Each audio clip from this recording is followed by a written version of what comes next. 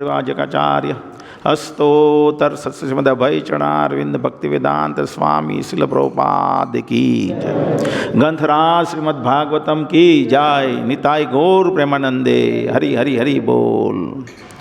ओम नमो भगवते वासुदेवाय।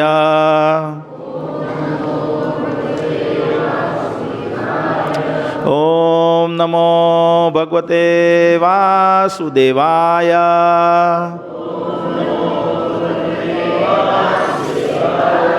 ओम नमो भगवते वासुदेवाय।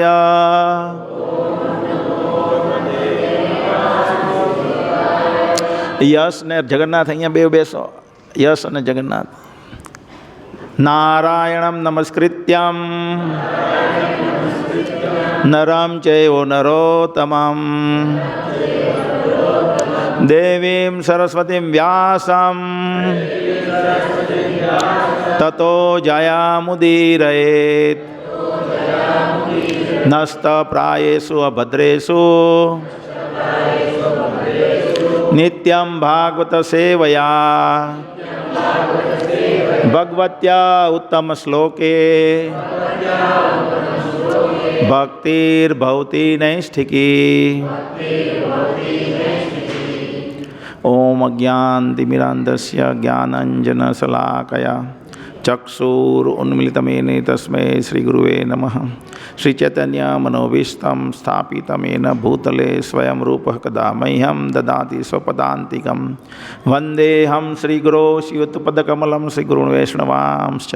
श्रीरूपं साग्रजातं सगणरघुनाथान्वितां तं सजीवं सावधेतं सावधूतं परिजनसहितं कृष्णचैतन्यदेवं श्रीराधाकृष्णपादान् सगणललिता श्रीविशाखावितांश्च। हे कृष्ण करुणा सिंधो दीनबंधो जगत्पते गोपेश गोपिका कांत राधा कांत नमोस्तुते। तप्त कांचन गौरांगी राधे वृंदावनेश्वरी वृषभानुसुते देवी प्रणमामि हरिप्रिये। वाञ्छा कल्पद्रुभ्यश्च कृपा सिन्धुभ्यैव च पतितानां पावनेभ्यो वैष्णवेभ्यो नमो नमः। श्री कृष्ण चैतन्य प्रभु नित्यानंद श्री अद्वैत गदाधर श्रीवासादि गौर भक्तवृंद। हरे कृष्ण कृष्ण कृष्ण हरे हरे हरे राम राम राम हरे हरे। हरे कृष्ण। પેલી બાજુ એક બીજી ચટાઈની લાઈન પાથરી દેવની. જાઓ એક ચટાઈની લાઈન પાથરી દેવું અને બધા આગળ આવી જાઓ એટલે પેલી પછાડી કોઈને જગ્યા શોધવાની નહીં પડે, બેસી જાય બધા.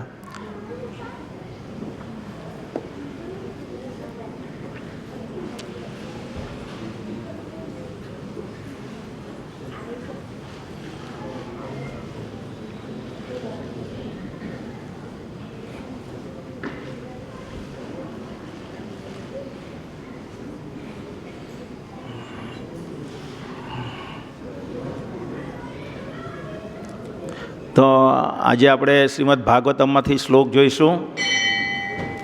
પેલી બાજુ લેડીઝ તરફ, જેન્ટ્સ તરફ બી પાથરી જવું હોય તો વધારાની.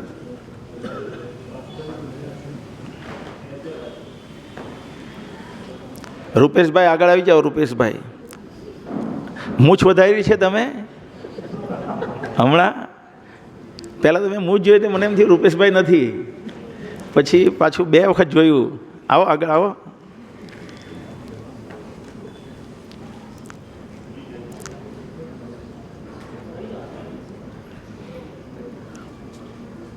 બીજી પેલી બાજુ એક લેડીઝ બાજુ એક ચટ્ટે પાથરી દો.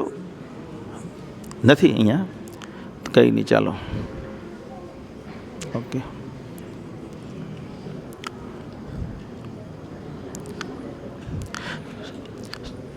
શ્રીમદ ભાગવતમ સ્કંધ 4 અધ્યાય નંબર 31 નારદ મુનિ દ્વારા પ્રચેતાઓને ઉપદેશ. શ્લોક સંખ્યા 19. નારદ મુનિ પ્રચેતાઓને ઉપદેશ આપી રહ્યા છે આ શ્લોકમાં. તમારી પાસે ભાગવતમ ન હોય તો ઇસ્કોન નવસારીના ગ્રુપમાં મેં આ શ્લોક શેર કર્યો છે. બધા ઇસ્કોન નવસારીમાં જે લોકો હોય તે આ શ્લોક જોઈ શકે છે. 4.31.19 431.19 દયાયા સર્વભૂતેષુ સંતુષ્ટયા येन केन वा સર્વેન્દ્રિય ઉપશાંતયા ચ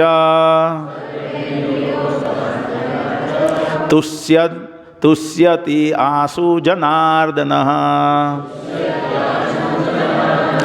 દયાયા સર્વભૂતેષુ સંતુષ્ટયા येन केन वा સર્વેન્દ્રિય ઉપશાંતયા ચ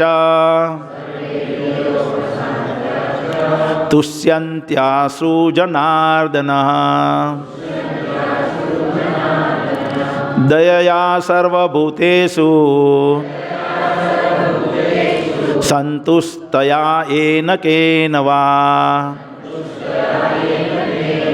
સર્વેન્દ્રિય ઉપશાંતયા ચ તુષ્યન્તાશ્રુ જનાર્દનઃ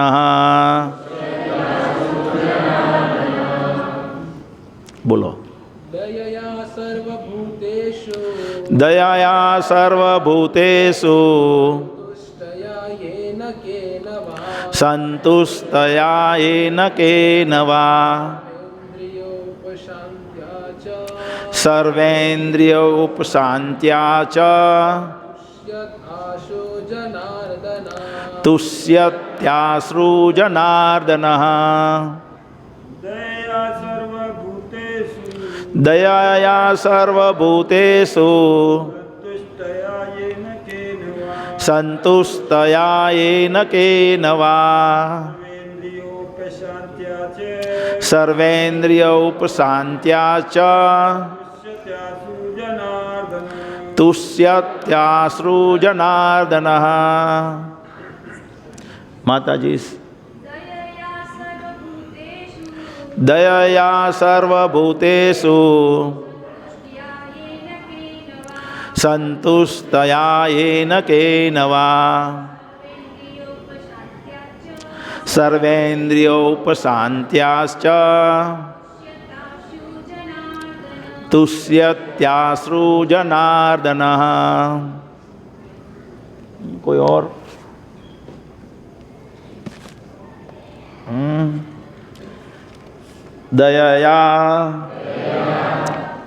दया दिखाने से सर्वभूतेषु समस्त जीवों पर संतुष्ट होने से येन केन वा किसी न किसी तरह सर्व इंद्रिय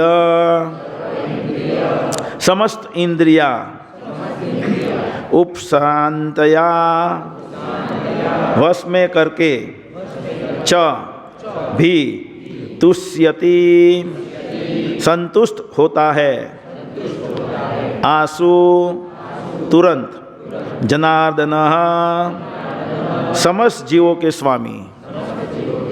अनुवाद और तात्पर्य कृष्ण कृपा मूर्ति अभय चरणारविंद भक्ति वेदांत स्वामी शिल प्रभुपाद महाराज द्वारा शिल प्रभुपाद महाराज की जय। समस्त जीवों पर दया दिखाने से इन के इन प्रकार से संतुष्ट रहने से तथा इंद्रियों को वश में करने से मनुष्य पूर्ण पुरुषोत्तम भगवान जनार्दन को बहुत शीघ्र संतुष्ट कर सकता है। तो समसिद्धि हरितोषनम एक श्लोक है भागवतमना बीजा स्कंदनो એટલે પહેલા સ્કંદના બીજા અધ્યાયનો શું છે શું શ્લોક છે સમસિદ્ધિ હરિતોષનમ આગળ છે વ્યવસાયિક કાર્યમાં જે પણ આપણે લાગેલા છે એ કાર્ય દ્વારા આપણે ભગવાનને સંતુષ્ટ કરવા જો આ એ કાર્ય દ્વારા ભગવાન સંતુષ્ટ થઈ જાય તો એ જીવનની સફળતા છે। અહીંયા ભગવાન કેવી રીતના સંતુષ્ટ થશે એનું વર્ણન થયું છે। ભગવાન કૃષ્ણ પાંડવોથી સંતુષ્ટ હતા અને ભગવાન કૃષ્ણ પાંડવોથી સંતુષ્ટ હતા.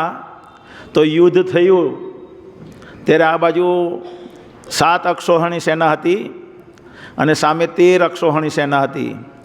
અને આ બાજુ 1 મહારથી હતા, પેલી બાજુ 4 મહારથી હતા. ધુરંધર, એક સમુદ્ર બરાબર સેના કહેવાય એવી સેના સામે હતી. અને ભગવાન આ બાજુ હતા. કારણ કે ભગવાન આ બાજુ કેમ હતા? કારણ કે પાંડવોથી સંતુષ્ટ હતા. એટલા માટે ભગવાને વચન આપ્યું કે યુદ્ધમાં બધા માર્યા જવાના છે. મારો પ્લાન છે બધા માર્યા જવાના છે આ 5 પાંડવોને છોડીને. અને યુદ્ધમાં થયું પણ એવું જ કે 5 પાંડવોને છોડીને બધા મરી ગયા. તો ભગવાન આપણથી સંતુષ્ટ થઈ જાય તો આપણા જીવનમાં કશું બાકી રહે નહીં. તો ભગવાનને સંતુષ્ટ કરવા માટે 4 વસ્તુ અહીંયા કીધી છે. શું કીધી છે? દયાયા સર્વભૂતેષુ, દરેક જીવ પ્રત્યે દયા બતાવવી જોઈએ. તો હવે દયા કોને કહેવાય એ આપણે સમજીશું. ભૌતિક દયા શું છે એ વાસ્તવિક દયા છે કે આધ્યાત્મિક દયા છે તે વાસ્તવિક દયા છે એ સમજીશું ભાગ 1માં. જેમાં આપણે જોઈશું કે કૃષ્ણ ભાવના ભાવિત કોઈ વ્યક્તિને કરવાથી, કોઈના જીવનમાં કૃષ્ણ આપવાથી જો એના મનમાં કૃષ્ણ પ્રેમ જાગૃત થઈ જાય છે તો એના જીવનમાં કોઈ કમી રહેતી નથી. તો એ વાસ્તવિક દયા છે. તો એ કૃષ્ણ ભાવના ભાવિત વ્યક્તિ કેવી રીતે થાય છે, આપણે કેવી રીતે થયા, બીજા ભાગમાં એ જોઈશું. આપણે બધા કૃષ્ણ ભાવના ભાવિતની લાઈનમાં કેવી રીતે આવ્યા અને એ લાઈનમાં અગ્રસર થઈ રહ્યા છીએ કેવી રીતે, અને પછી આપણું કર્તવ્ય શું છે ત્રીજા ભાગમાં જોઈશું. આપણું કર્તવ્ય શું છે કે જેથી કરીને આપણે બીજાને પણ દયા બતાવી અને કૃષ્ણ ભાવના અમૃતમાં લાવી શકાય. તો 3 ભાગમાં વિભાજિત છે. કયા 3 ભાગમાં અક્ષય? દયા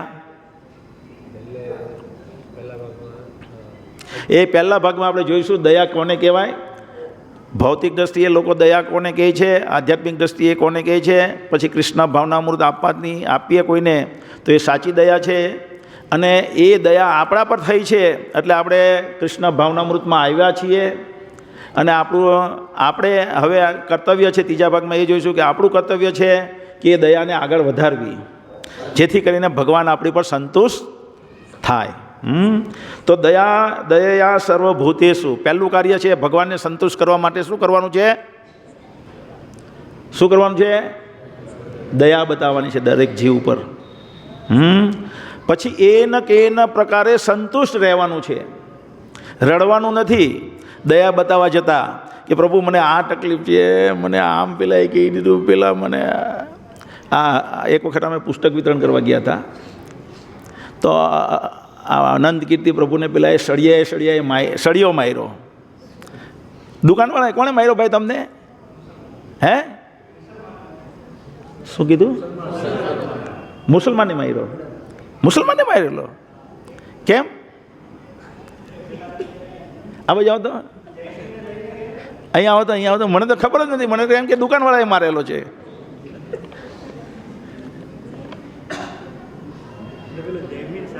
હા નાના છોકરાને ગેરમાર્ગે દોરો છો. હા હા હા એને ભણવાની જગ્યાએ આવી રીતે હા પછી તમે શું કીધું? તમે એને સમજાવતો છો.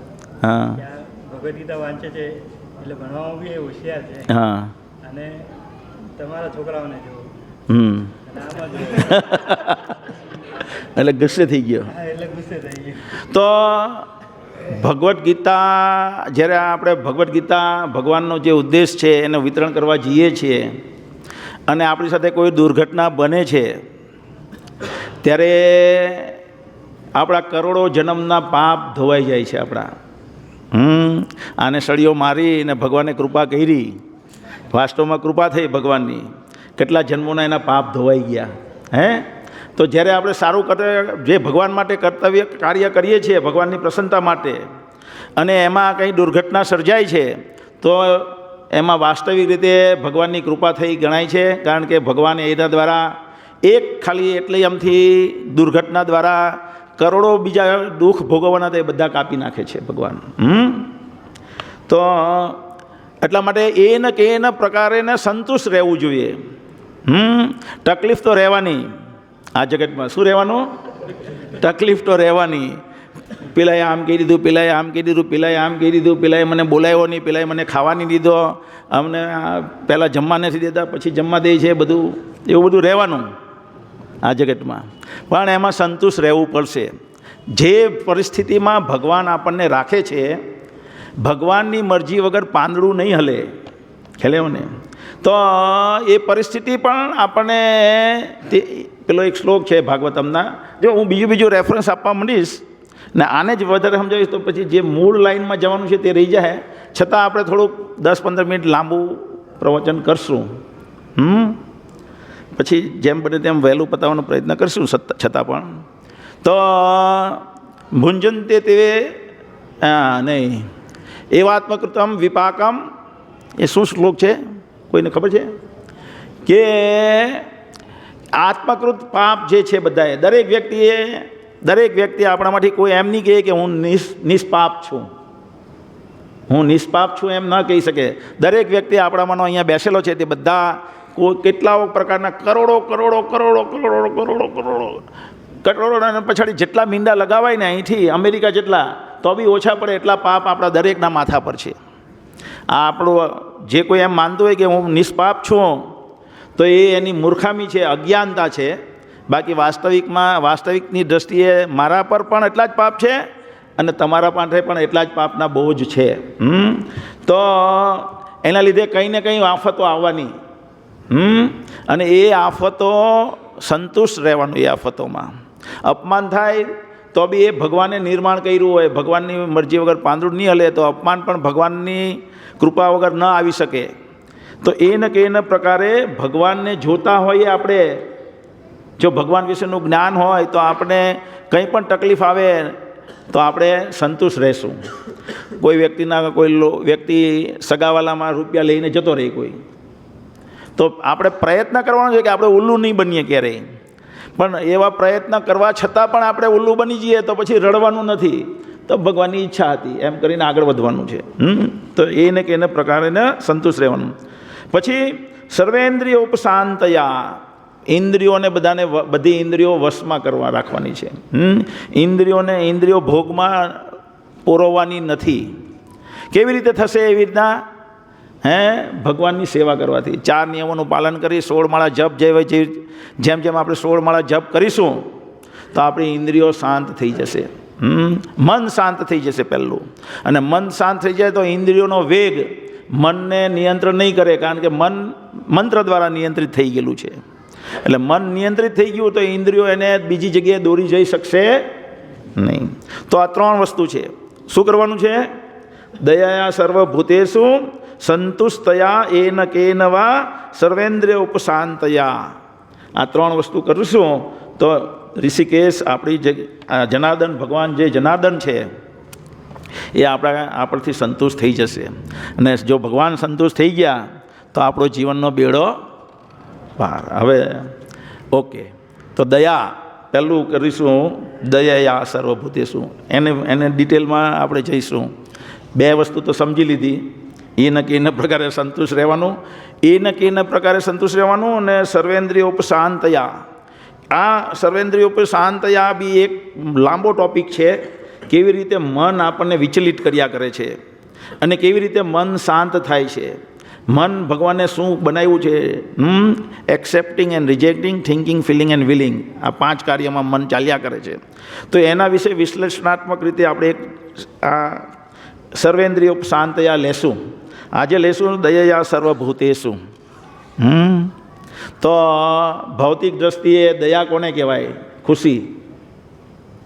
ભૌતિક દ્રષ્ટિએ દયા, આપણે દયાવાન છીએ. દયાવાન પિક્ચર હતું ને, કોણ હતો અંદર હીરો? ફિરોઝ ખાન. દયાવાન. તો દયાવાન છીએ.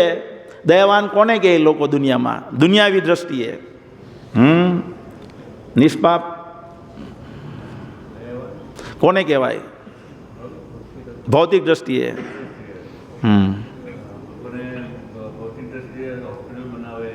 હોસ્પિટલ બનાવવી બીજાને રોગ સારા કરવા માટે, તો એક ઉદાહરણ આ છે કે હોસ્પિટલો બનાવવી.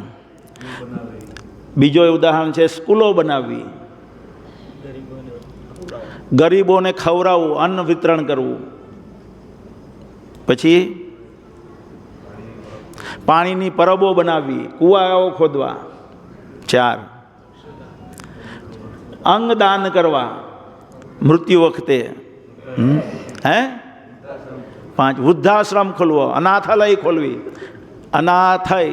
અનાથાલય આપણા એક જ નાથ છે શ્રીનાથજી, જેના જીવનમાં નાથ નથી. બધા જેને પણ પોતાનો સંબંધ ભગવાન સાથે સ્થાપિત નથી કર્યો એ બધા જ અનાથ છે આ જીવનમાં. અને આપણે ભગવાન સાથે સંબંધ સ્થાપિત કરી રહ્યા છીએ, આપણે આપણો સંબંધ શ્રીનાથજી સાથે સ્થાપી રહ્યા છે. એટલે આપણા એક જ નાથ છે બધાના, અને એ છે શ્રીનાથજી. તો અનાથાલય ખોલવા. તો અનાથ કોણ છે? બધા જ અનાથ છે. અનાથાલયો ખોલવા. 6, 7 ગરીબ કન્યાઓના લગ્ન કરાવવા. હે ને? આજે પેલો ભાઈ વલ્લભ ટોપીનો છોકરાનું નામ શું છે? સવાણી, મહેશ સવાણી. હા, મહેશ સવાણી દર વર્ષે 400-500 કન્યાના લગ્ન કરાવે, અને બધું કર્યાવર કરે. તો આવી રીતના કર્યાવર કરવો તો એ દયા બતાવે છે એવી રીતે. પછી 6-7 છોકરાઓને ભણાવવા માટે રૂપિયાનું દાન કરવું. ગરીબ છોકરાઓને પુસ્તકો ભણવા માટે પુસ્તકોનું વિતરણ કરવું. તો આ બધી દયા છે. તો એ દયામાં ત્રુટિઓ શું છે? એ દયા બહુ બધી ચાલી જ રહી છે, આપણે જોઈએ છે જગતમાં. આ બધી દયા બતાવે છે લોકો. તો જેમ કે સ્કૂલો ખોલાવે, તો સ્કૂલો ખોલવાથી કેટલા અનિષ્ટો થઈ રહ્યા છે. લોકોનું ચારિત્ર નિર્માણ નથી થતું.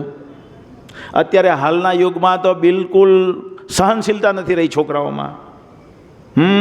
હમણાં 2 દિવસ પહેલાં લેખ હતો સંદેશમાં, એ વાંચીશ તો પાછો બીજો ટાઈમ જતો રહે, મેં કટ કરેલો છે પ્રચાર માટે. તો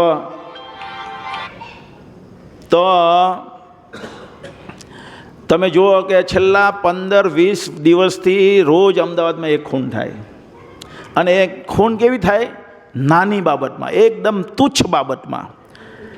પેલા MBAના સ્ટુડન્ટ બુલેટ પર જઈ રહ્યા હતા, 23 વર્ષના 2 મિત્ર.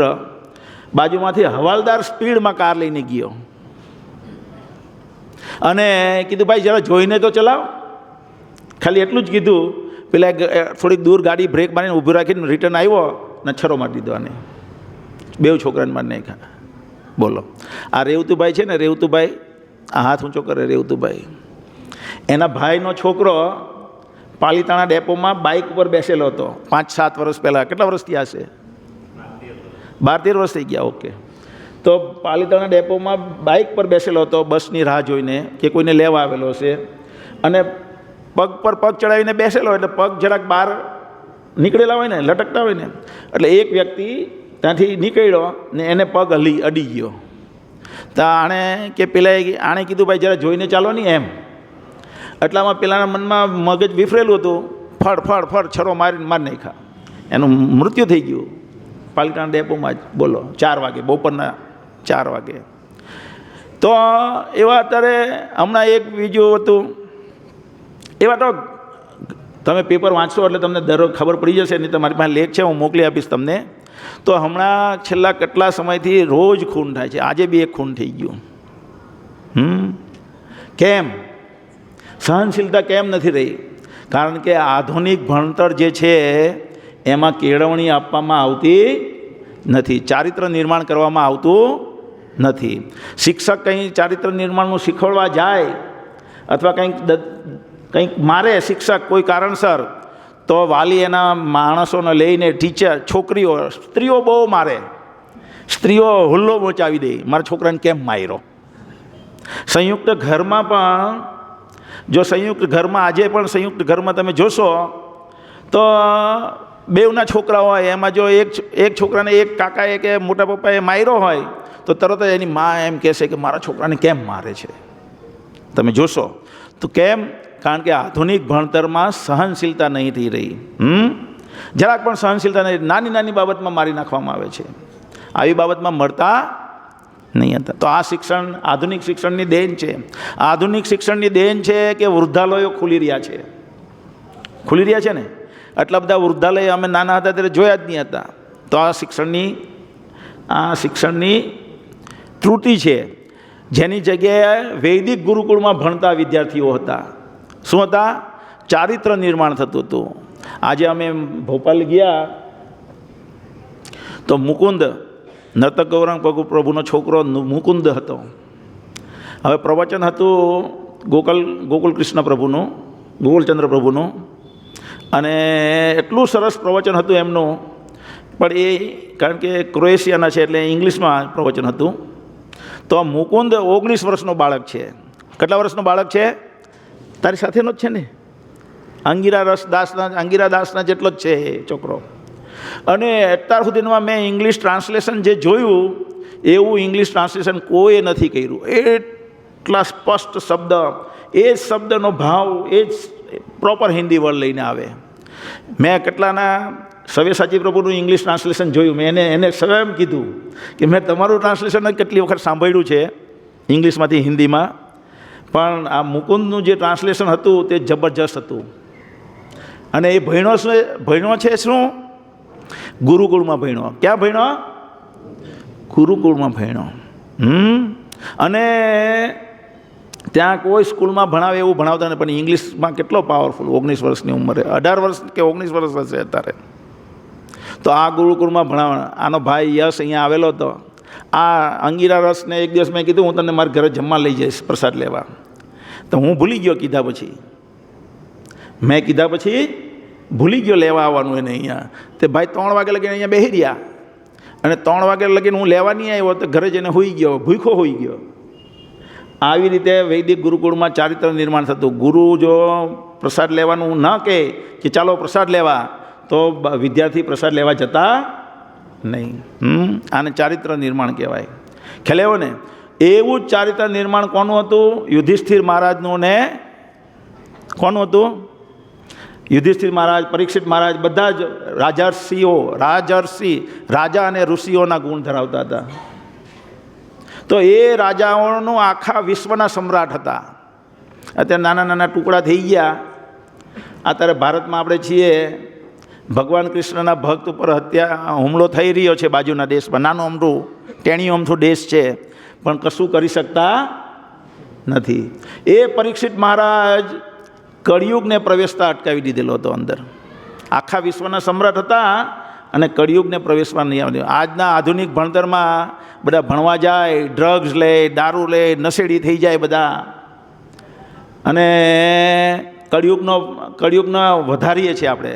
કળિયુગનો પ્રભાવ ભણતર દ્વારા વધારીએ છીએ. એવી જ રીતે હોસ્પિટલો બહુ બધી ખુલી રહી છે. રોગ વધી રહ્યા છે. આટલી બધી હોસ્પિટલો ખુલે તો રોગ વધ્યા કે ઘટ્યા? રોગ વધ્યા તો હોસ્પિટલ વધી. એટલે હોસ્પિટલો. હવે લગ્ન કરાવી રહ્યા છીએ આપણે. લગ્ન કરાવવા સારું કહેવાય, કન્યાદાન સારું કહેવાય, ધાર્મિક પદ્ધતિ છે, પણ સાથે કોઈ એને ચારિત્ર નિર્માણ નથી આપતા તો બધા પુત્રો ઉત્પન્ન થાય છે. પુત્ર બિલાડાની જેમ પુત્રો ઉત્પન્ન થાય છે. અનૈતિક પત્ની સાથે અનૈતિક સંબંધો બાંધવામાં આવે છે. એકચ્યુઅલી આપણને ખબર નથી પત્ની સાથે કેવી રીતના રહેવાનું, એટલે લગ્ન કરાવીએ પણ પેલો પત્ની સાથે અનૈતિક રીતે રહે એટલે બધું પાપ કરે. પછી બીજું કયું કીધું? અનાથાલય. તો કહી દીધું અનાથાલયમાં તો આપણે બધા જ અનાથ છીએ. આપણે બધાના નાથ કોણ છે? શ્રીનાથજી. તો આવી રીતે કોઈ પણ તમે જોઈ લેશો કે જે ભૌતિક દયા છે એ દયા વાસ્તવિક દયા નથી. એ દયા એને કોને કહેવાય? આપણે 60 સેશનમાં જોયું.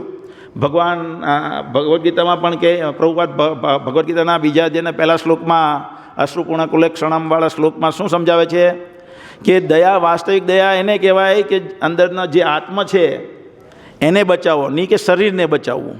એટલે કોઈ માણસ ડૂબી રહ્યો હોય એને એનોલોગને શું કહેવાય? એનોલોજીને શું કહેવાય?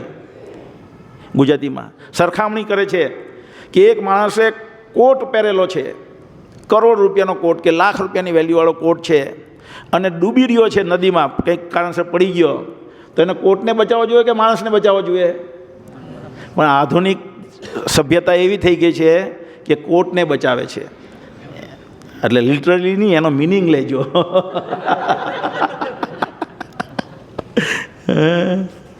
તો જેમ કે રોલ્સ રોય કારમાં કોઈ જતું હોય તો આપણે એમ નહીં કહીએ ઓકે ભાઈ આ તારી કરોડ રૂપિયાની કાર છે, પહેલાં અમે રિપેર કરાવીએ પછી તને લઈ જશું. પહેલાં માણસને હોસ્પિટલ લઈ જાય, કરોડ રૂપિયાનો માણસ, કરોડ રૂપિયાની કાર ત્યાં ત્યાં પડી રહી. કેમ? કારણ કે એની અંદર આત્મા છે. તો આત્માનું કલ્યાણ કરવાનું છે. એને જો જ્ઞાન થશે, કારણ કે ભગવદ્ ગીતાના 3 અધ્યાયનો 43મો શ્લોક શું છે? શું શ્લોક છે? પહેલો શબ્દ શું છે? ઇન્દ્રિયાણી પરાણી આહુ ઇન્દ્રિય પર મનઃ મનસ્તુ પર બુદ્ધિ પરસ્તસ્તુ સહ. એટલે શ્લોક એમ છે કે આપણી જળ શરીર ઉપર મન છે, ઇન્દ્રિય છે, ઇન્દ્રિય ઉપર મન છે, મન ઉપર બુદ્ધિ છે, ને બુદ્ધિ પર આત્મા છે. જો આત્માને જ્ઞાન કરાવીએ, પ્રોપર જ્ઞાનમાં લાવી દઈએ, તો આત્મા બુદ્ધિને નિયંત્રણ કરશે, બુદ્ધિ મનને નિયંત્રણ કરશે, મન ઇન્દ્રિયોને નિયંત્રણ કરશે, ને આખું શરીર નિયંત્રણમાં આવી જશે. એટલે આત્મા મુખ્ય વસ્તુ છે, આત્મા જ્ઞાન કરાવવું. ખ્યાલ આવ્યો ને? અત્યારે શું છે? ઇન્દ્રિયો છે વિચલિત થઈ રહી છે, એને પર મનનું નિયંત્રણ નથી, એટલે મન દૂષિત છે, મનની ઉપર બુદ્ધિ દૂષિત છે, ને બુદ્ધિને લીધે આત્મા દુઃખ અનુભવી રહ્યો છે. સ્થિતિ વિપરીત છે. તો બીજું એટલે શું થયું? આપણે શું પોઈન્ટ બનાવતા હતા? હા, વાસ્તવિક દયા છે આત્માને આત્મજ્ઞાન કરાવવું. લોકો હોસ્પિટલોમાં આલા આજે નવસારીમાં જ હતું કે નવસારીમાં આજે જેલમાં બધાને કંબલ બાટે, બધી વ્યવસ્થિત સારી સગવડ પૂરી પાડે બધાને લોકો. તો એ દયા છે કે નથી દયા?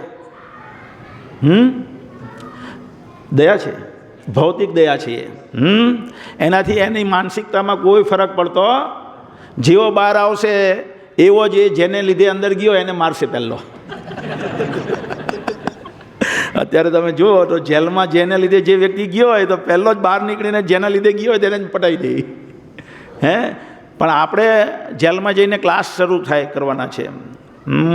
આ પૂનાવાળા લોકો જેલમાં ક્લાસીસ કરે, અને ક્લાસીસ કરે પછી ત્યાંના જેલરો શું કહે કે જ્યારથી તમે લોકો ક્લાસીસ શરૂ કર્યા છે અહીંયા અમારા જેલમાં, ત્યારથી અમારે આ જેલ કેદીઓને સાચવવાનું બહુ શાંત થઈ ગયું છે, બહુ શાંત થઈ ગયા કેદીઓ, બિલકુલ અમારે મગજમારી થતી નથી. તો એ પણ દયા ખોટી છે. એ દયા કેવી છે કે ભાઈ તું જેલમાં છે, અમે તને બહુ સગવડ આપીએ, તું જેલમાં જ પડ્યો રહે, જેલમાંથી બહાર નીકળવાનું નહીં તારે, હે ને? એવી જ દયા છે. તો આ બધી ભૌતિક દયાનો આ કારણ છે. તો ભૌતિક દયાથી કોઈ કાર્ય થતું, અલ્ટિમેટ રિઝલ્ટ નથી મળતું. જે ઉદ્દેશથી આપણે દયા કરીએ છીએ, લોકોના ચહેરા પર ખુશી લાવવા માંગીએ છીએ, પણ લોકો વાસ્તવિક રીતે દુઃખીને દુઃખી, વધુને વધુ દુઃખી થતા જાય છે. તો એને દયા બતાવીને કૃષ્ણ ભાવના ભાવિત કરી દેવામાં જો આવે તો એ વાસ્તવિક સુખી થશે. તો હવે કોઈ વ્યક્તિને કૃષ્ણ ભાવના અમૃતમાં કેવી રીતના લાવી શકાય?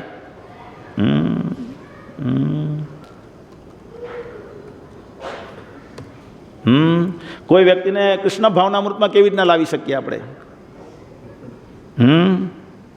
આપણે કેવી રીતે આવ્યા? પહેલાં આપણે આપણા પર કોઈ દયા બતાવી, કોઈ ભક્તોએ આપણા પર દયા બતાવી, ત્યારે આપણે ભક્તિમાં આવ્યા. આપણે જોઈએ પૂર્વેના આચાર્યો કેટલા દયાવાન હતા.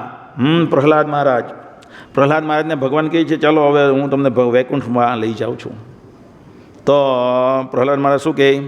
જ્યાં સુધી આ અજ્ઞાની લોકો, મૂર્ખ લોકો આ જગતમાં સુખી થવાનો પ્રયત્ન કરે છે અને દુઃખને દુઃખ અનુભવી રહ્યા છે, આ લોકો બધા ભગવાનના ધામમાં પાછા નહીં જાય ત્યાં સુધી હું ભગવાનના ધામમાં આવીશ નહીં.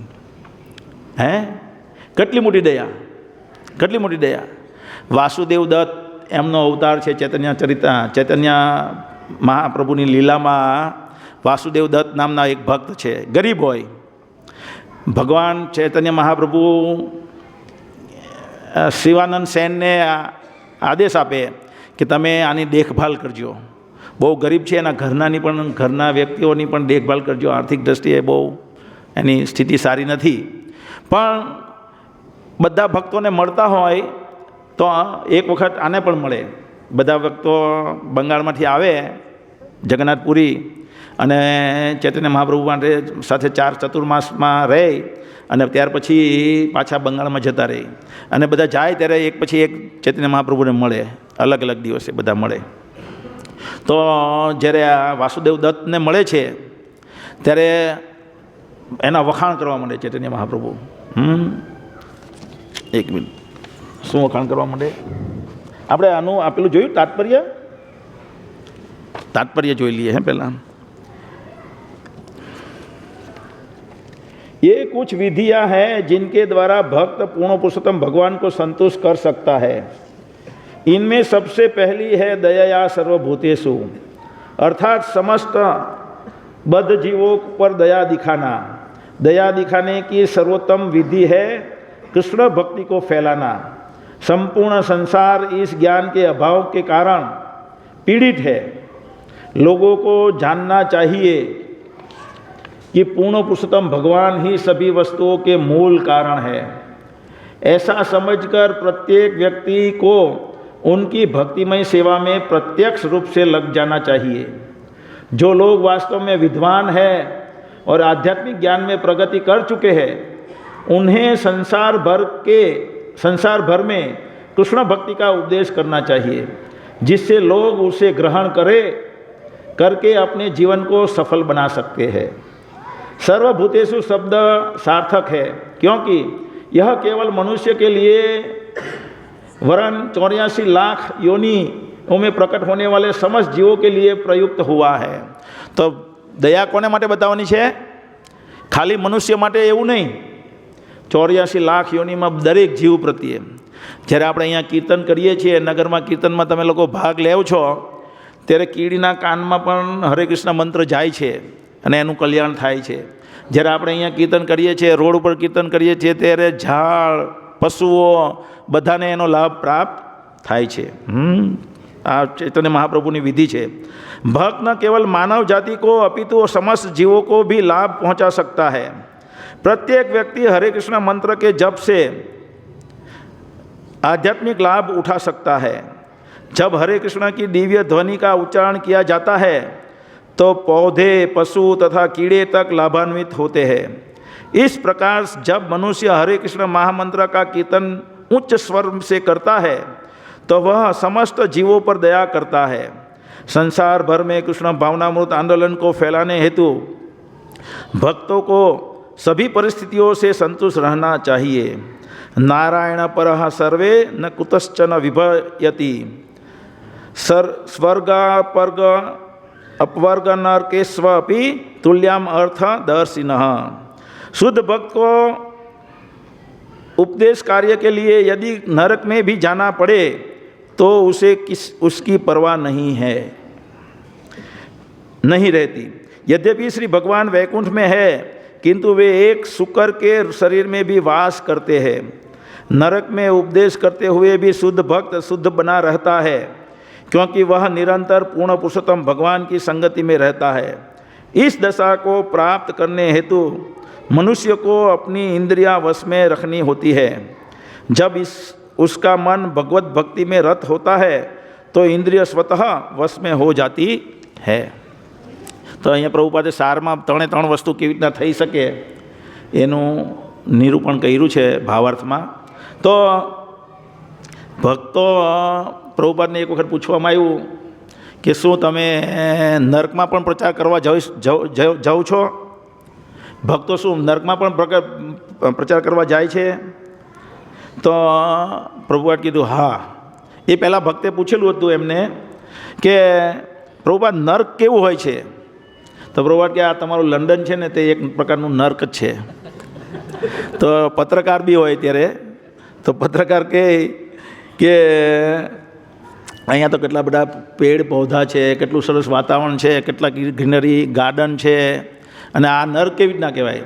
તો પ્રભુ કે આ ગ્રીન નર્ક છે. શું છે? આ લીલું નર્ક છે. અને એમ કે ભક્તો નર્કમાં શું પ્રચાર કરવા જાય છે? તો કે હા જાય છે.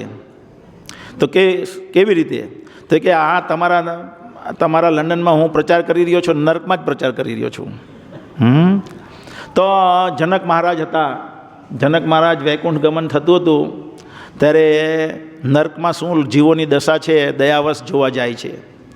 તો ત્યાં જાય અને યમરાજા પૂછે, તમે તો વૈકુંઠવાસી, અહીંયા ભૂલમાં કેવી રીતના આવી ગયા? શું અમારા યમદૂત તમને ભૂલથી અહીંયા લઈ આવ્યા? તે કે નહીં, હું મારી સ્વ ઈચ્છાએ અહીંયા આવ્યો છું નર્કમાં લોકોની દશા જોવા. તો એ વખતે શું થતું હોય, એક વ્યક્તિને બરાબર લોખંડનો સળિયો હોય અને એકદમ લાલ એમાં લોખંડ સળગીને ગરમ લાલ થાય, પછી સળગવા માંડે લોખંડ, લાકડું જેવી રીતના સળગવા માંડે તેવી રીતના લોખંડ પણ સળગવા માંડે. એવા લોખંડના સપાટેથી પીઠ પર જોરમાં મારી અને સામે એક લોખંડનું એકદમ ગરમ પૂતળું હોય એના પર આલિંગન કરાવતા હોય અને પાછા ખેંચીને બહાર લાવે, પાછા સપાટા મારીને આલિંગન કરાવે, પાછો બહાર આવે, પાછો મારીને અંદર સપાટા બોલાવે. તો જનક મહારાજ પૂછે છે કે આ જીવને તમે આવી રીતના આટલો બધો કષ્ટ આપી રહ્યા છો, શેના માટે તમે એટલો બધો કષ્ટ આપી રહ્યા છો? તો કે આને સજા મળી રહી છે, એના અનૈતિક સંબંધ જે બાંધેલા હતા તેની અને આની આ સજા છે. શું સજા છે? કે આને લાખો વર્ષ લગીને આ પુતળાને આલિંગન કરાવવામાં આવશે વારંવાર. જે વ્યક્તિ સાથે એણે અનૈતિક સંબંધ બાંધ્યો છે તેનું પૂતળું બનાવી દેવામાં આવે. કોઈ સ્ત્રી કરતી હોય તો પુરુષનું પૂતળું હોય, અને પુરુષ હોય તો સામે એ જ સ્ત્રીનું પૂતળું બનાવવામાં આવે, અને એ ગરમ પીગળેલું હોય અને ચાબુક મારીને એને લોખંડના સપાટા મારીને એને આલિંગન કરાવવામાં આવે. અને એવી સજા પૈતા પછી જ્યારે એને અવતરિત લેવાનો સમય આવે ત્યારે એની દશા એને ભૂંડ બનાવવામાં આવશે. શું આવશે? યમરાજા કહે છે જનક મહારાજને કે એને ભૂંડ બનાવવામાં આવશે. અને ત્યાર પછી એને કિન્નર બનાવવામાં આવશે. શું બનાવવામાં આવશે? કિન્નર. આપણે જોઈએ છે આ જગતમાં અત્યારે કિન્નરોની સંખ્યા વધી ગઈ છે. તો એને કિન્નર બનાવવામાં આવશે. તો જનક મહારાજને બહુ દયા આવી જાય. તો કે આ બધાને કેવી રીતના બચાવી શકાય? તો કે જો કોઈ શુદ્ધ ભક્ત કેવી રીતના રહે? એ હંમેશા પોતાના હૃદયમાં પરમાત્માને ધારણ કરે. શું કરે? હંમેશા પરમાત્માની અનુભૂતિ કર્યા કરે. એટલે જો કોઈ શુદ્ધ ભક્ત અહીંયા આવીને ભગવાનના નામનું સ્મરણ કરે તો આ બધા આમાંથી મુક્ત થઈ જશે. તો જનક મહારાજ જોરથી બોલે, રામ, જય શ્રી રામ, જય શ્રી રામ, અને આખું નર્ક ખાલી થઈ જાય. જેટલા લોકોએ સાંભળ્યું એ બધા નર્કમાંથી મુક્ત થઈ ગયા. આ છે એક ભક્તની દયા. તો એવી રીતના જ વાસુદેવ દત્ત જે છે એ જ્યારે ચૈતન્ય મહાપ્રભુ એમને વખાણ કરે છે ત્યારે એ શું કહે છે?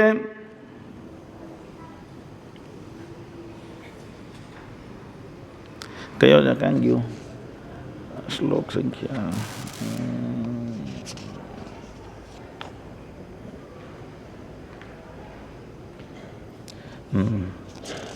ઓકે. તો અહીંયા ચૈતન્ય ચરિતામૃત મધ્ય લીલા 15મા અધ્યાયમાં પહેલેથી જ બધા અલગ અલગ ભક્તોનું વર્ણન છે. અને પછી એ વાસુદેવ દત્તને જ્યારે મળે છે, इसके बाद महाप्रभु ने वासुदेव दत्त का आलिंगन किया और उसकी महिमा का वर्णन इस तरह करने लगे मानो उनके 1000 मुख हो. फड़फड़ाट बोलो માંડ્યા. વાસુદેવ દત્તના બહુ વખાણ કરે છે. 1000 મુખથી વખાણ કરતા હોય એમ લોકોને લાગ્યું બધાની વચમાં. તો વાસુદેવ દત્ત જે છે એ આ સાંભળીને શું કરે છે? जब चैतन्य महाप्रभु ने उसकी महिमा का वर्णन किया तो वासुदेव दत्त तुरंत मन में व्याकुल और लज्जित हो उठे. એને હું શું બેચેન થઈ ગયા.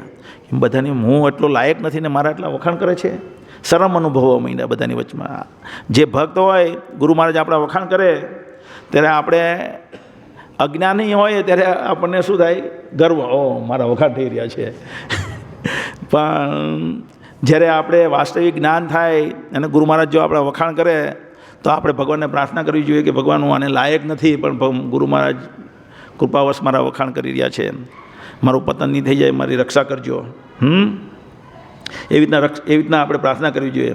તો लज्जित हो उठे तब उन्होंने महाप्रभु के चरण कमल छूटे हुए यह निवेदन किया. એના પગ પકડી લીધા ચૈતન્ય મહાપ્રભુના અને નિવેદન કરી રહ્યા છે. એ નિવેદનમાં કોઈ ઢોંગ નથી. પ્રભુપાદ બહુ સરસ સમજાવે છે. ભાવાર્થ હું નહીં વાંચું, પણ એ નિવેદન જે કરે છે વાસુદેવ દત્ત, એ નિવેદન આપણે બધા બોલીએ, પ્રભુ તમે બહુ સારા. તમારા ઘણી જગ્યાએ આપણે પ્રસાદ લેવા જઈએ તો આપણે પ્રસાદ ભાવે નહીં, પણ માતાજી આપણે બહુ સુંદર બનાવ્યા. તો આપણી એ વાતમાં શું હોય? ઢોંગ હોય. વાસ્તવમાં આપણને સારું નથી લાગ્યું, પણ આપણે વખાણ કરીએ, કારણ કે શું કોઈનું કંઈક આપણે વાસ્તવિક કહેવા જઈએ તો એને ખોટું લાગી જાય. સત્યમ બ્રિયાત મા બ્રિયાત સત્યમ અપ્રિયાત. અપ્રિય લાગે એવું સત્ય બોલવું જોઈએ નહીં, એનું આપણે પાલન કરીએ. પણ અહીંયા વાસુદેવ દત્ત એવું નહીં કરી રહ્યા. એને વાસ્તવમાં હૃદયમાં કરુણા છે, દયા છે જીવો પ્રત્યે. એટલે એ કહે છે, वासुदेव दत्त ने महाप्रभु से कहा, हे प्रभु आप समस्त बद्ध जीवों का उद्धार करने के लिए अवतरित होते हैं. मेरी आपसे एक विनंती है जिससे मैं चाहता हूँ कि आप स्वीकार करें. મારી એક વિનંતી છે, તમે સ્વીકાર કરો. શું કહે છે? हे प्रभु समस्त बद्ध जीवों के कष्टों को देखकर मेरा दिल फटता है. મારું હૃદય ફાટી રહ્યું છે. બધા જીવોને આજ ભૌતિક જગતમાં બધા દુઃખ અનુભવી રહ્યા છે, એ જોઈને મારું હૃદય વ્યાકુળ થાય છે, દુઃખ બહુ ફાટી જાય છે, દર્દ થાય છે. अतएव मेरी प्रार्थना है कि आप उनके पाप कर्मों को मेरे ऊपर डाल दीजिए. શું પ્રાર્થના કરે છે? કે આ બધા જીવો જેટલા બી છે એના બધાના પાપ કર્મો મારા માથા પર નાખી દેવ તમે. પછી આગળ શું બોલે છે? આગળ આમાં મેં આ વાંચેલું છે. તો પ્રભુપાદ આમાં જીસસ ક્રાઇસ્ટ સાથે સરખામણી કરે છે. જીસસ ક્રાઇસ્ટ પણ બધાના પાપ ગ્રહણ કરે છે, ક્રિશ્ચિયનોના, પણ એ એના જ ગ્રહણ કરે છે જે એના અનુયાયીઓ છે. અને પાપ ગ્રહણ કરીને એને પાપમાંથી મુક્ત થઈને ભગવાનના ધામમાં પહોંચાડે એવી એની પ્રાર્થના નથી. ભગવાન એને માફ કરી દેજો, એટલી જ પ્રાર્થના છે. એટલે પ્રભુપાદ કહે કે વાસુદેવ દત્ત, હરિદાસ ઠાકુર જેવા ભક્તો જીસસ ક્રાઇસ્ટથી કંઈ લાખો ગણા મહાન છે વાસ્તવિક દ્રષ્ટિએ જોઈએ તો પછી આગળ પ્રાર્થના કરે છે, हे प्रभु सारे जीवों के पाप को अपने ऊपर लाद कर मुझे निरंतर नरक भोगने दे, किंतु आप उनके रुगण्य એટલે કે રોગિષ્ટ અવસ્થા, જે ભૌતિક અવસ્થા છે, રોગણ્ય ભૌતિક જીવન को समाप्त कर दे. એટલે પ્રાર્થના કરે છે કે આ બધાના પાપ મારા પર નાખી દેવ અને હું એ બધાના પાપ ભલે નરકમાં ભોગવું, પણ એની રોગગ્રસ્ત ભૌતિક જીવન બંધ કરાવી દેવું. કોણ પ્રાર્થના કરીએ કે આવી આપણા માટે કોણ કરી શકશે? કોઈ કરી શકે? અમે ભગવદ્ ગીતા લેવા વિતરણ કરવા જતા હતા અત્યાર લગીન, હજી બી હું એમ કહેવું કે કોઈ કે પ્રભુ આ અમે ભગવદ્ ગીતા નહીં લઈએ, અમને પાપ લાગે, અછાટ લાગે. જૈન લોકો કહે પાપ લાગે. મેં કીધું જો કોઈ આ ભગવદ્ ગીતા લેવાથી મારા પર એ દયા મેં એ રીતે કહેતો, જો કોઈ પણ પાપ લાગે આ ભગવદ્ ગીતા લેવાથી, એ પાપ હું ગ્રહણ કરું છું, એમ હું કહેતો. હજી બી કહું છું, જ્યારે બી કોઈને ભગવદ્ ગીતા આપે ને કોઈ એમ કહે કે આપણને પાપ લાગે, તો હું કહું એ બધા પાપ અમારા પર. હું એના આધારે કહેતો, કારણ કે ભગવાન આપણા પાપ ગ્રહણ કરી લે છે અને એ વાતમાં મને 100% શ્રદ્ધા છે. એ વાતમાં મને 100% શ્રદ્ધા છે, એટલે હું એવી રીતના કહેવું. પણ અહીંયા વાસુદેવ દત્ત જે છે એને દયા છે. શું છે? કરુણા છે હૃદયમાં. અને એ કરુણાને આધારે આગળ મહાપ્રભુ શું કહે છે જુઓ. महाप्रभु, जब श्री चैतन्य महाप्रभु ने वासुदेव का यह कथन सुना तो उनका हृदय अत्यंत द्रवित हो उठा. उनकी आंखों से आंसू बहने लगे और वे कांपने लगे और कंपित स्वर में बोले. આગળ પછી ઉદાહરણ લેશું આપણે. શું કહે છે? કંપિત સ્વરમાં મહાપ્રભુ ધ્રુજવા માંડ્યા આટલી કરુણા જોઈને કે એક ભક્ત વૈષ્ણવ કેવો છે, કેટલો કૃપાળુ છે. પ્રભુપાદ જુઓ તમે. તો આવા આચાર્યો આપણા જે પૂર્વમાં થઈ ગયા એની કૃપા થઈ આપણે અત્યારે ભક્તિમાં જોડાયા છીએ. પ્રભુપાદ જુઓ, પ્રભુપાદ તાત્પર્ય લખે રાતના 12 વાગે 12:30 લખવાનું શરૂ કરે તાત્પર્ય ભાગવતમના. અને તાત્પર્ય લખે અને પાછું થોડુંક લખીને પાછું સાંભળે. ભક્તો પૂછે પ્રભુપાદ તમે પાછા તરત થોડુંક બોલો અને સાંભળો કેમ છો? તો કે આ તાત્પર્ય કોઈ સામાન્ય વસ્તુ નથી. આ જે તાત્પર્ય છે તે હવે નિયમ બનશે 10,000 વર્ષ માટે લગીન. કેટલા વર્ષ લગીન? 10,000 વર્ષ લગીન આ નિયમો બની રહેશે. એટલા માટે બહુ સાવચેતીથી લખવા પડે. પ્રભુપાદ આ લેખન કાર્ય એમના મૃત્યુના 1 માસ પહેલાં લગીન શરૂ રાખે છે. ક્યાં લગીન? મૃત્યુના 1 માસ પહેલાં લગીન એ શરૂ રાખે છે. અને છેલ્લું તાત્પર્ય એમણે બ્રહ્મ વિમોહન લીલા 10મો સ્કંદ 13મો અધ્યાય પર લખ્યું. અને ત્યાર પછી પ્રભુપાદ બેડ પર જ હોય હાલ પ્રવચન પેલું. કારણ કે પ્રભુપાદ અનુવાદ કેવી રીતના કરતા? ડિક્ટાફોનમાં બોલતા અને પછી બધા ભક્તો એને ટ્રાન્સલેટ કરીને લિખિત રૂપ કરતા. ટ્રાન્સક્રાઇબ કહેવાય એને. શું કહેવાય? ટ્રાન્સલેશન નહીં કહેવાય પણ ટ્રાન્સક્રાઇબ કરતા. તો એવી રીતના ટ્રાન્સક્રાઇબ કરતા હતા. તો પ્રભુપાદ છેલ્લો દિવસ અંતિમ શું બોલે છે? કે મારે વર્ણાશ્રમની સ્થાપના કરવી છે. કારણમ ગુણ સંગસ્ય સદ અસદ જન્મ યોની શું? ભગવદ્ ગીતાનો જે શ્લોક છે 9મા અધ્યાયનો તેના પર એ પ્રવચન આપે છે કે લોકો દુઃખી છે કારણ કે અલગ અલગ ગુણનો સંગ કરીને અલગ અલગ જન્મ યોનિઓમાં એમનો જન્મ થઈ જાય છે. જો એને સાત્વિક વાતાવરણ આપી દેવામાં આવે ફાર્મ કોમ્યુનિટીમાં તો પછી એને આ અલગ અલગ યોનિમાં જન્મ લેવો પડશે નહીં. એટલા માટે વર્ણાશ્રમ પર તો એના આગલા દિવસે જ્યારે આવું બોલે છે તેના આગલા દિવસે એક દિલ્હીથી ડૉક્ટર આવેલા હોય અને એ એમ કહે છે કે આ વ્યક્તિના બધા જ ઓર્ગન ફેલ થઈ ગયેલા છે. અંદરના અવયવો, આંખ, કિડની, લીવર, પ્રેશર, દાંત બધું ખતમ થઈ ગયેલું છે. છતાં પણ આવી રીતના બોલી શકે છે. નવાઈની વાત છે. અને જરા પણ દુઃખનો ભાવ નથી ચહેરા પર. અને બીજો કોઈ વ્યક્તિ હોય તો ઓ માં આખા કુટુંબને હેરાન કરી નાખે. હે? અને આ વ્યક્તિ લખી રહ્યો છે. તો પ્રભુપાદને એક વખત પૂછવામાં આવ્યું તો પ્રભુપાદ કે એ પ્રચાર કરીએ કે જેની અંદર જીવ છે, જાન છે, શક્તિ છે, જેની અંદર જાન છે, પ્રાણ નથી, એ પ્રચાર કરી શકે નહીં.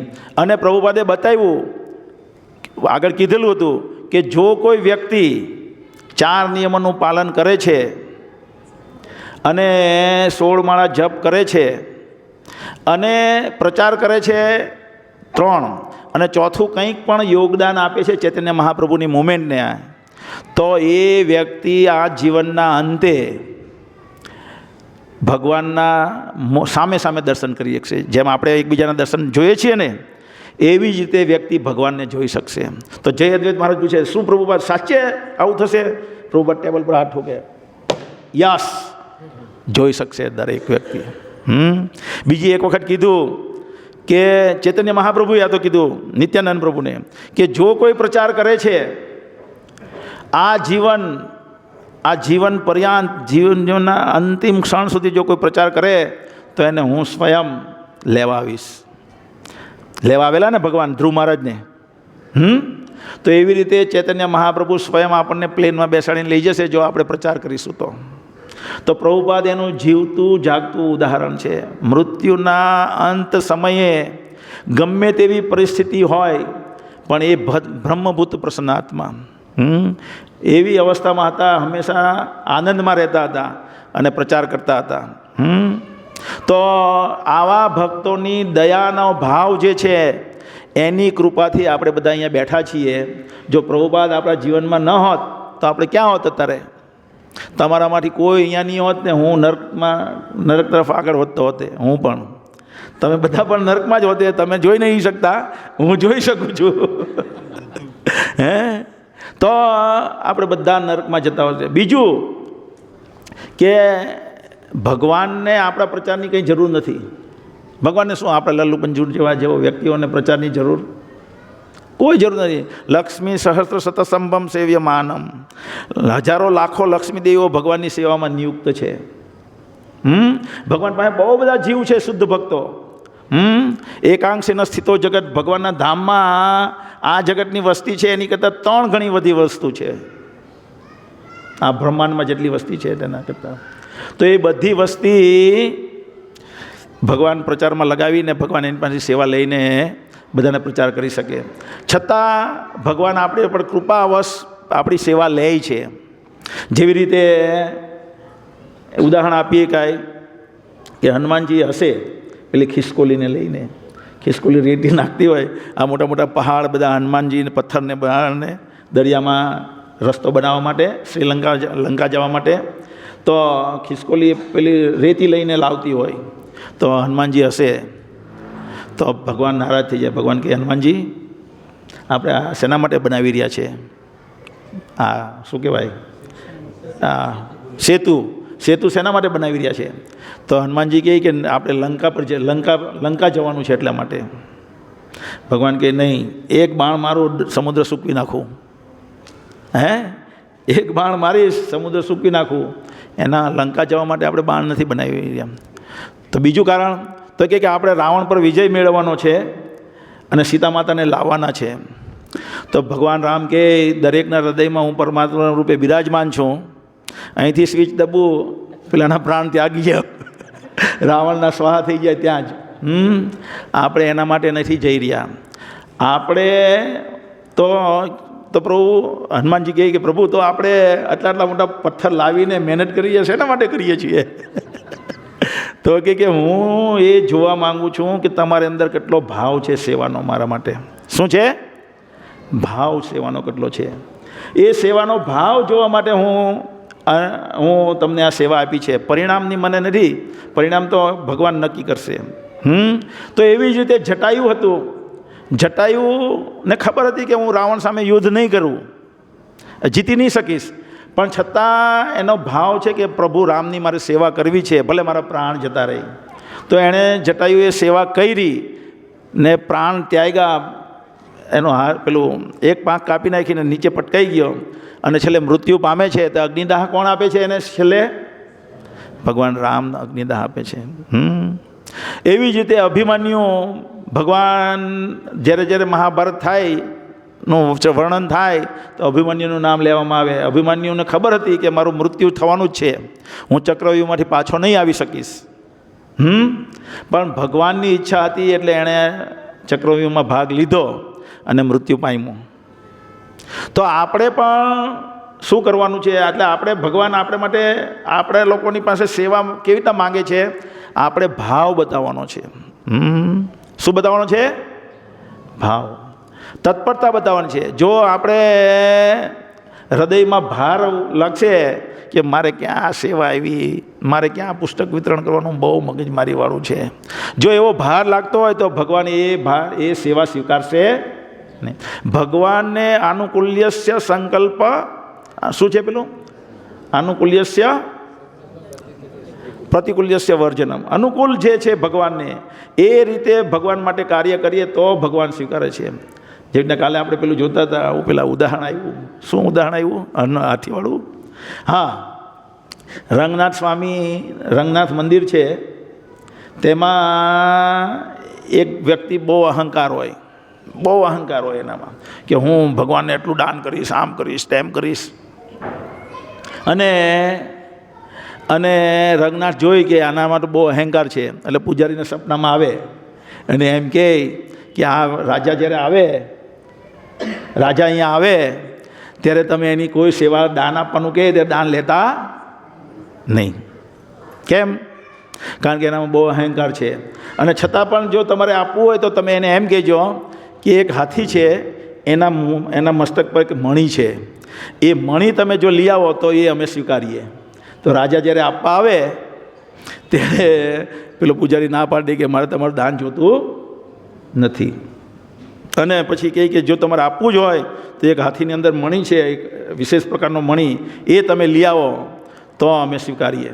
તો રાજા બહુ બધા હાથીઓની કટલ કરે અને પેલો મણી શોધે, પણ કે મણી મળતો નથી. અંતે થાકી જાય અને પછી એને ભાન થાય. શું ભાન થાય? કે ભગવાન મારી સેવા લેવા માંગતા નથી. તો બધા લોકો પાસે બહુ બધા પાસે રૂપિયા હોય, આપણે કહીએ દાન લેવા જઈએ, દાન નહીં આપે, પણ ભગવાન એની સેવા લેવા માંગતા નથી, એટલે એની મતિ ફેરવે જ નહીં. અને બહુ ગરીબમાં ગરીબ હોય. અમે કેટલા પુસ્તક વિતરણ કરવા જતા, કેટલા 7-8 વર્ષ 10 વર્ષ પહેલાં અયોધ્યાનગરમાં ગયા તો એ ભાઈએ આખો સેટ લઈ લીધો, ₹1 રિક્ષાવાળો ભાઈ, બાજુમાંથી ઉછીના લઈ આવ્યો, બાજુના ઘરમાંથી પૈસા ઉછીના લઈ આવ્યો અને આખો સેટ લીધો. તો જેને ભગવાન સેવા આપવા માંગે એ જ વ્યક્તિ, જેનામાં નમ્રતા આવી છે એ જ વ્યક્તિ સેવા કરી શકશે. કોઈ વ્યક્તિ સેવા કરી શકશે નહીં. તો પ્રભુપાદે આવી રીતે બુકો લખી અને એ બુકો પ્રભુપાદને ક્યાં રહેતા હતા? રાધા દામોદર મંદિરમાં રહેતા હતા. ખ્યાલ છે તમને? બધા વૃંદાવન ગયા છો? કોણ કોણ ગયા છે? લેડીઝમાં બહુ ઓછા. તો હવે આ દિવાળી પર આપણે વૃંદાવન યાત્રા છે, તમે બધા આટલા બધા કેટલા છે? 150 લોકો હશે, 150 જેવા હશે. દરેક વ્યક્તિએ આવવા વિનંતી છે, જેથી કરીને બધા મંદિરો, બધા ગૌસ્વામી મહારાજ અને પ્રભુપાદ ક્યાં રહેતા હતા એ બધું આપણે જોઈ શકીએ અને આપણી ભક્તિમાં વૃદ્ધિ કરી શકીએ. તો દરેક વ્યક્તિને આ વખતે દિવાળી પર આપણે વૃંદાવન યાત્રા કરીશું. બધાને આવા વિનંતી છે, બધા નામ લખાવજો. તો રાધા દામોદર મંદિરમાં રહે પ્રભુપાદ એક નાની અમથી ઓરડીમાં, અને આવી રીતના લાદી પર સૂતા હોય, ફર્શ પર સૂતા હોય. લાદી નહીં હશે એ વખતે, કંઈ પ્લાસ્ટર હશે કે ગમે તે હશે એ જમાનામાં, ફર્શ પર હુએ. તો એના એક ગુરુભાઈ શિયાળો શરૂ થવાનો હોય તે પહેલાં મળવા આવે, જેમણે એમને સંન્યાસ દીક્ષા આપેલી હોય તે એને મળવા આવે. અને પ્રભુપાદ નીચે સૂતા હોય તો પ્રભુપાદને કહે કે તમે આવી રીતના નીચે શું કરવા સૂવો છો? ચટાઈ પાથરો, ગાડલું લગાવો, પલંગ લગાવો અને આરામથી સૂવો. તો કહે કે નહીં, પૈસાનો અભાવ કંઈ હોય તો પૈસા હું આપું. તો પ્રભુપાદ કહે મારા ગુરુ મહારાજે મને 1935માં કીધેલું કે પુસ્તકો જ્યારે પણ તમારી પાસે રૂપિયા આવે ત્યારે તમે શું છપાવજો? પુસ્તકો છપાવજો. એટલે મારી પાસે જ્યારે પણ પૈસા આવે છે ત્યારે હું એના પુસ્તક છપાવું છું, મારી પોતાની ઉપયોગમાં હું લેતો નથી. તો આ પ્રભુપાદ આવા દયાળુ છે. આ દયાને અવશ્ય છે ને. આટલું વ્યક્તિ કોઈ ક્યારે કરીએ કે જ્યારે એના હૃદયમાં દયા એકદમ જાગૃત થઈ હોય. કોઈ વ્યક્તિના નહીં તો ભારી લાગે દયા નહીં હોય તો. પ્રભુપાદ કહે, ભક્તિ વિનોદ ઠાકોરજી મહારાજ કહે, જો આપણે અદ્વેષી, દરેક વ્યક્તિ દ્વેષી છે અજ્ઞાનવશ આ જગતમાં, અને અજ્ઞાનના વશને લઈને એને માયાના પ્રભાવમાં એ દ્વેષ કરી રહ્યો છે દરેક જીવનો. તો એ દ્વેષને નિયંત્રણ કરવું, એ દ્વેષથી મુક્ત થવાનો એકમાત્ર માર્ગ શું છે? બીજા જીવ પર દયા બતાવી. ભક્તિ સિદ્ધાંત સરસ્વતી મહારાજ કહે કે કોઈ હોસ્પિટલ બનાવે તો લાખો હોસ્પિટલ બનાવે, પણ જો કોઈ એક જીવને આ જન્મ મૃત્યુના ચક્રમાંથી મુક્ત કરી દે તો એવી લાખો કરોડો હોસ્પિટલ બનાવવાને ઓળંગી જાય છે એનું કાર્ય. તો આ બધા અત્યારે જગતમાં બધા લોકો ચાલી રહ્યા છે. બગડ કે પ્રભુવાદ એક વખત એક જગ્યાએ બીજી જગ્યાએ કહે છે, શું કહે છે કે આ જગતમાં મગજમારી શેના માટે છે? મગજમારી એટલા માટે છે આ જગતમાં કે મૂર્ખાઓ એમ સમજી રહ્યા છે કે અમે જગત ચલાવી રહ્યા છે. એ દોડી રહ્યા છે મૂર્ખાઓ, અને જગતને જુદી ઊંધી દિશામાં દોરવી રહ્યા છે. એટલા માટે આ જગતમાં બધી મુશ્કેલીઓ છે. અને એ લોકોને આપણે સમજાવીએ કે કૃષ્ણ ભાવના ભાવિત થવાથી જ લોકોનું વાસ્તવિક કલ્યાણ છે. આપણે જોઈએ, આપણે કોઈ નરેન્દ્ર મોદીના વિરોધી નથી, પણ 2005થી 2002થી નરેન્દ્ર મોદીનું શાસન ચાલે ગુજરાતમાં, 2013માં ભારતના વડાપ્રધાન બન્યા, એટલે 24-25 વર્ષથી શાસન ચાલે. અને અત્યારે રોજ ખૂન થાય છે ને, રોજ નાની નાની બાબતમાં કોઈને સંવેદનશીલતા જતી રહી બધાને. થોડાક ટાઈમ પહેલાં, હું બહુ નાનો હતો ત્યારે કોંગ્રેસનું શાસન હતું, તો દિલ્હીમાં એક વ્યક્તિ ફેક્ટરીમાંથી છૂટ્યો 4 વાગે સવારના, અને એક ટેમ્પોવાળો એને અથડાવીને જતો રહ્યો, અને પેલો માણસ ફેંકાઈ ગયો અને પેલી બાજુ રોડના કિનારે પડ્યો. બેભાન કે મૃત્યુ થઈ ગયું એ મને ધ્યાન નથી થયું, પણ બેભાન અવસ્થામાં એને તે વખતે હોશ નહીં હતો, મૃત્યુ પણ થઈ ગયો છે અને પડેલો હતો. બીજો એક વ્યક્તિ થોડી વાર પછી પાસ થાય છે ત્યાં, પેલા સીસીટીવીમાં આવેલું હતું, ટીવીમાં સમાચારમાં બતાવે. એક વ્યક્તિ પાસ થાય, મેં જોયું રે, તો એના ખિસ્સામાંથી પર્સ કાઢીને જતો રહે. બીજો વ્યક્તિ થોડીક વાર પછી ત્રીજો વ્યક્તિ એક પાસ થાય, તો એના હાથમાં ઘડિયાળ હોય, એ ઘડિયાળ લઈને જતો રહે. પણ કોઈ વ્યક્તિ સવારના 8 વાગ્યા લગીને એ વ્યક્તિ ત્યાં પડ્યો રહ્યો રોડની વચ્ચે, કોઈ વ્યક્તિ એને ઉઠાવ્યો નહીં. આટલી સંવેદનશીલતા જતી રહી બધી વ્યક્તિઓની. કેમ? એવી જ રીતે નરેન્દ્ર મોદીના તો, કારણ કે એ લોકો એમ વિચારે કે આર્થિક પ્રગતિ કરીશું તો વાસ્તવમાં કલ્યાણ થશે. પણ આપણે જોઈએ છીએ કે એના દ્વારા કોઈ જગતમાં સારું નિર્માણ થયું નથી. એની જ જગ્યાએ જો કૃષ્ણ ભાવના ભાવિત બધા લોકોને કરી દેવામાં આવે તો જેલ જ નહીં રહી. જો કૃષ્ણ ભાવનામૃતનો ફેલાવો થાય તો ધીમે ધીમે જેલમાં સંખ્યા ઓછી થઈ જાય, સરકારને એના પ્રત્યે ખર્ચ કરવાનો ઓછો થઈ જાય, 4 નિયમોનું પાલન કરતા થઈ જાય લોકો, એટલે 80% રોગ ગાયબ થઈ જાય શરીરમાંથી. શું થાય? 80% રોગ ગાયબ થઈ, હોસ્પિટલો ગાયબ થઈ જાય, ઓછી થઈ જાય. તો વાસ્તવિક કલ્યાણ કેના દ્વારા થઈ જાય? કૃષ્ણ ભાવનામૃત ફેલાવો કરવાથી. પણ લોકો સમજી રહ્યા નથી. તો આ મૂર્ખાઓને કોણ સમજાવશે? પ્રભુપાદના પુસ્તકો સમજાવશે. કોણ સમજાવશે? આપણે કેવી રીતના સમજ્યા? હું કેવી રીતના સમજ્યો? હું સમજ્યો પ્રભુપાદના પુસ્તકો વાંચીને. પ્રભુપાદના પુસ્તકો વાંચ્યા પછી મને એમ થયું કે આવા લોકોને મળવું છે, અને પછી એવા લોકોને શોધ્યા સુરતમાં, અને એ લોકોનો કોન્ટેક્ટમાં આવી, અને પછી ધીમે ધીમે ભક્તિ ડેવલપ થઈ. તો પ્રભુપાદના પુસ્તક દ્વારા વ્યક્તિનું કલ્યાણ થઈ શકે. એટલે આપણું કર્તવ્ય શું છે કે પ્રભુપાદના જે પુસ્તકો છે, પ્રભુપાદે લખેલા પુસ્તકો છે, એ ઘર ઘર સુધી પહોંચાડવા. નવસારી જિલ્લાના દરેક ખૂણે પહોંચાડવાનું કર્તવ્ય કોના માટે છે? રેવતુભાઈના માથે. કોના માથે છે? શિવાભાઈના માથા પર છે. જિજ્ઞેશભાઈ વ્યાસના માથા પર છે. મુક્તિ માતાજીના માથા પર છે. તમે તો આવતા જ નથી. તો આપણા દરેકના માથા પર છે આ ઘરે ઘરે પુસ્તક વિતરણ, તો જ વાસ્તવિક કલ્યાણ થઈ શકે. હવે કોઈ વિચારે કે કેવી રીતે ભગવદ્ ગીતામાં શું કહે છે? જો આપણે પુસ્તક વિતરણ કરવા જઈએ, કોઈ કહે કે આપણે પુસ્તક વિતરણ કરવા જઈએ પણ પ્રભુ લેતા નથી. તો એક તો પ્રયાસ ભગવાન જુએ છે. બીજું કે અહીંયા એક સંજય ઉવાચ યત્ર યોગેશ્વર કૃષ્ણ યત્ર પાર્થો ધનુર્ધર તત્ર શ્રી વિજયો ભૂતિ તત્ર શ્રી વિજયો ભૂતિર ધ્રુવા નીતિમતિર્મમા.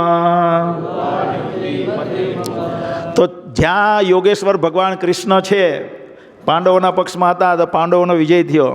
આપણે ભગવદ્ ગીતા લઈએ તો ગ્રંથ રૂપે ભગવાન કૃષ્ણ આપણી સાથે છે ને આપણી સાથે ભગવદ્ ગીતા લઈને જઈએ તો આપણો શ્રી ને વિજય, આપણે ત્યાં શ્રી છે. હંમેશા ધનનો અભાવ રહેશે નહીં. મેં આ પર્ટિક્યુલરલી જોયું છે. હું તમને ઉદાહરણ આપીશ. થોડુંક 5-10 મિનિટ વધારે લેવો તો વાંધો નહીં ને ભાઈ. ભોપાલ મંદિર છે ને, ભોપાલ મંદિરમાં મેં એનું લાઈવ ઉદાહરણ જોયું છે. એ લોકો કોઈ ડોનેશન માટે પ્રયત્ન નથી કરતા, અને એનું મંદિરને બધી જ ફેસિલિટી ભગવાને આપી, બધી જ. જ્યાં આપણે પુસ્તક વિતરણ કરીએ, સંકીર્તન યજ્ઞ કહેવાય. શું કહેવાય? સંકીર્તન યજ્ઞ દ્વારા ફળ પ્રાપ્ત થાય. શું થાય? ફળ. મંદિરનું નિર્માણ થાય, ભગવાનના અર્ચા વિગ્રહ. તત્રમ તિષ્ઠામિ નારદ યત્ર ગાયંતી મદ ભક્ત્યા. ભગવાન ત્યારે આવશે જ્યારે આપણે બધા પ્રચાર કરીશું.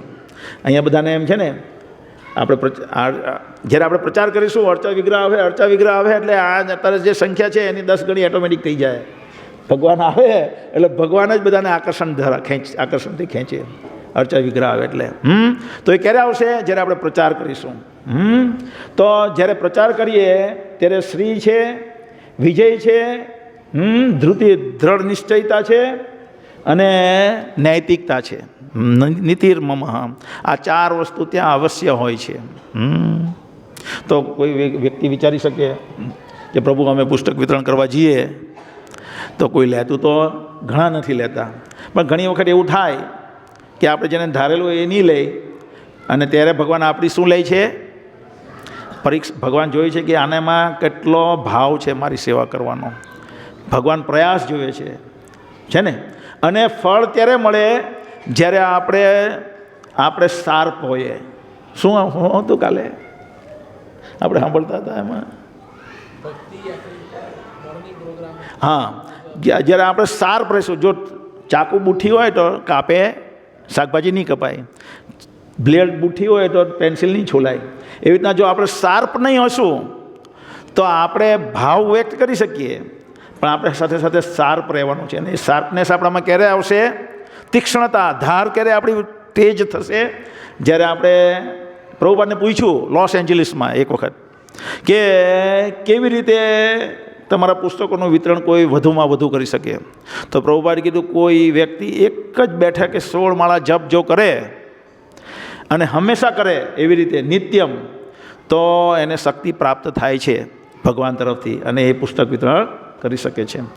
મહોત્સવ પ્રભુ છે ને, મહોત્સવ પ્રભુ તમે એટલાન્ટામાં મેં ગ્રુપમાં વિડીયો મૂકેલો છે. તો એ આપણે જેટલી આખા બધા ભેગા મળીને મહિનામાં પુસ્તકો વિતરણ કરશું એટલા એ એકલા એક દિવસમાં વિતરણ કરે છે. અત્યારે 5200 બુક વિતરણ કરી. કેટલી? નિયરલી 5200 બુક એક જ દિવસમાં. તે પણ રહે અમેરિકામાં. અને બુક વિતરણ ક્યાં કરી? યુરોપમાં ગયા. અને પેલા ભક્તોએ કીધું પ્રભુ અમારો એક ટાર્ગેટ છે, આ મહિનામાં 5000 બુક વિતરણ કરવાનું. તો મહોત્સવ પ્રભુ કે આપણે એક જ દિવસમાં કરી નાખીએ તો કેવું રહે? અને ભગવાનને પ્રાર્થના કરી. એ પ્રભુપાદની મૂર્તિ રાખે સામે પાછે, એમને ભક્તિવિકાસ મહારાજે આપેલી છે. ભક્તિવિકાસ મહારાજને રશિયન ભક્તોએ આપેલી 2 મૂર્તિ આપેલી. ત્યાંના કોઈ ચલણી સિક્કા પીગાળી અને પ્રભુપાદની 2 મૂર્તિ બનાવી. 2 મૂર્તિ તો બે મૂર્તિ પ્રભુપાદની મૂર્તિ એમને આપી અર્ચા વિગ્રહ ભક્તિવિકાસ મહારાજને, રશિયન ભક્તોએ. એમાંની એક અર્ચા વિગ્રહ એમણે, એટલે એક મૂર્તિ એમણે મહોત્સવ પ્રભુને આપી એમાંથી.